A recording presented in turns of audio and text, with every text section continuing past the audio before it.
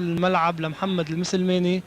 فادي علوش بيتقدم يلعب طابة حلوة لمحمد المسلماني، بيحاول يلحقها وبيلحقها، والهدف الأول لصالح فريق الأنصار. أخطاء متكررة من دفاع الهومنتمن، لعبة رهيبة كانت من فادي علوش، ومحمد المسلماني بينجح انه يخطف الهدف الاول لفريق الانصار. لاحظوا الطريقه اللي سدد فيها محمد المسلماني هالطابه، خروج كتير بطيء كان من ارا، ومحمد المسلماني بينجح انه يفتتح التسجيل، قدر انه يخلي فريقه يتقدم. عم نرجع نشوف من زاويه ثانيه كمان هالاعاده، يا ريت فينا نشوف بالاعاده الثالثه فادي علوش هو عم يمرر هالطابه، لانه اللعبه الحلوه اجت من مهاجم الانصار فادي علوش لمحمد المسلماني، واثنين عملوا اداء كثير مميز بهالهدف.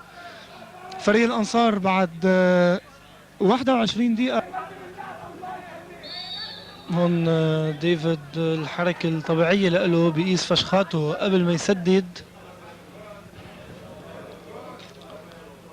وبيسدد طابه داخل المرمى. ما معقول ديفيد نكد، بعدنا عم نحكي انه ديفيد نكد من هالمركز بيسجل دايما، هالشيء عمله هلا طابه مقارا ما كان قادر يعمل شيء معها. وقبل نهايه الشوط الاول قبل نهايه الشوط الثاني ب9 دقائق ديفيد نكد بيسجل الهدف الثاني لفريق الانصار. شوفوا فرحه هالباقي انه يحاول انه يعادل، والهومنتمن بينجح انه يسجل الهدف الاول له، الهدف الاول بواسطه ورطان.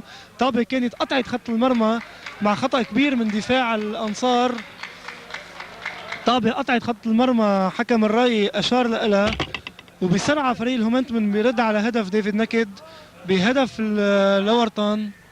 هدف اكيد كمان رح نرجع نشوفه بالاعاده.